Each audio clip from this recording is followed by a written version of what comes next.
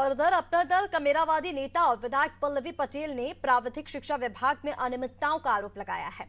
इस मामले में मंत्री आशीष पटेल ने पूर्व ओएसडी राज बहादुर पटेल भी सामने आए हैं। राज बहादुर पटेल ने भी ये बात स्वीकार की है कि उन्होंने प्राविधिक शिक्षा विभाग में हो रही अनियमितताओं की जानकारी मंत्री आशीष पटेल को दी थी। अब इस नए खुलासे को लेकर विधायक पल्लवी पटेल ने मंत्री आशीष पटेल पर बड़ा हमला बोला है। उन्होंने कहा कि जब बिना मेहनत के किसी को कोई पद मिलता है तो वो संघर्ष की परिभाषा नहीं समझ सकता। अपना दल कमेरावादी नेता पल्लवी पटेल से खास बातचीत की अनादि टीवी संवाददाता नितेश मिश्रा ने।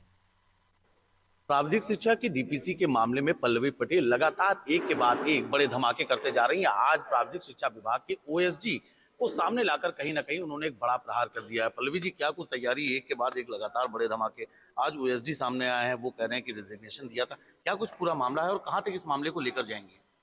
देखिए, प्राविधिक शिक्षा विभाग में जो एक नियम विरुद्ध तरीके से प्रमोशन हुआ है, सबसे पहले वो बहुत ही निंदनीय है, क्योंकि उसमें आपने जो क्वालिफाइड लोग जो चयनित होते और उसके अपनी योग्यता के अनुसार और वो अपॉइंटमेंट पाते, उनके अवसरों को आपने लूट लिया। दूसरा, ये जो शैक्षिक रूप से अयोग्य लोगों का आपने प्रमोशन किया और इनकी सैलरी पे स्केल बढ़ा दिया, उससे जो पैसा बढ़ करके अब उनकी सैलरी के रूप में जाएगा, वो कहाँ से जाएगा? सरकारी खजाने से। और वो खजाने का पैसा पब्लिक का पैसा होता है, उसको कोई भी अपनी इच्छा अनुसार किसी को भी नहीं दे सकता, नियम कानून के दायरे में रह करके दिया जाता है। तो extra load per annum 50 crore का पड़ गया, इसकी भरपाई कौन करेगा?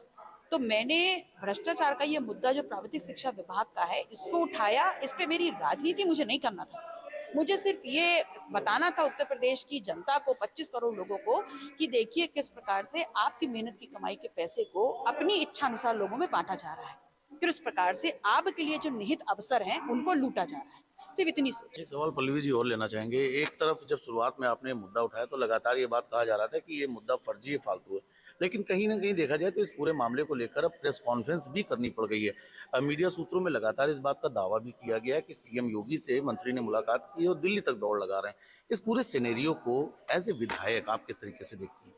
देखिए, बहुत ही गंभीर मुद्दा है और पहली बार ऐसा हो रहा है कि फैक्ट्स एंड फिगर्स पूरे पेपर के साथ कोई भी भारतीय जनता पार्टी की सरकार के दौरान हुए भ्रष्टाचार पे उंगली उठा रहा है और सरकार पूरी तरीके से लीपापोती में लगी हुई है। और उस लीपापोती में जो लोग शामिल हैं वो ये भूल गए हैं कि आप इन फैक्ट्स एंड फिगर्स को, जीते जागते लोग जो इस प्रक्रिया से अपने आप को हटा लिए हैं, जिनको लगा ये गलत है, ऐसे राज बहादुर पटेल जैसे लोगों को आप प्रताड़ित करके उनके हौसलों को कम नहीं कर सकते। जो गलत है वो गलत है और पूरा समाज उनके साथ खड़ा है, तमाम सामाजिक संगठन उनके साथ खड़े हैं, पल्लवी पटेल उनके साथ खड़ी है। और मैं आह्वान करती हूँ कि पटेल समाज, डॉक्टर सरदार पटेल के वंशज राज बहादुर पटेल के साथ अगर कुछ भी हुआ तो सरकार को सड़क पे इसका अंजाम भुगतना पड़ेगा। एक अंतिम सवाल संक्षेप में आपसे चाहिए, लगातार धमाके कर रही, आगे को लेकर भी कुछ तैयारी है? देखिए, हमने तो सरकार पे सौंप दिया है कि जांच करवा दीजिए और बाकी क्या कहें, हम तो धरना मास्टर हैं ही। क्या फिर धरना देंगी? अब देखिएगा आगे क्या होता है। तो देखिए, एक बड़ी बात सामने निकल कर आई है। पल्लवी पटेल ने साफ तौर पर कहा है कि तमाम ऐसे साक्ष्य और प्रमाण के साथ उन्होंने सरकार से शिकायत की है, लेकिन उसके बाद भी अभी जांच का कोई निष्कर्ष नहीं निकल कर आया है। देखने वाली बात ये होगी कि पल्लवी पटेल के ऊपर जो शब्दों का प्रयोग किया गया था, उन्हीं शब्दों का फिर से प्रयोग करके पल्लवी पटेल का कहना है वैसे तो हम धरना मास्टर हैं, फिर आगे क्या कुछ करेंगे। लखनऊ से अनादि टीवी के लिए नितेश मिश्रा।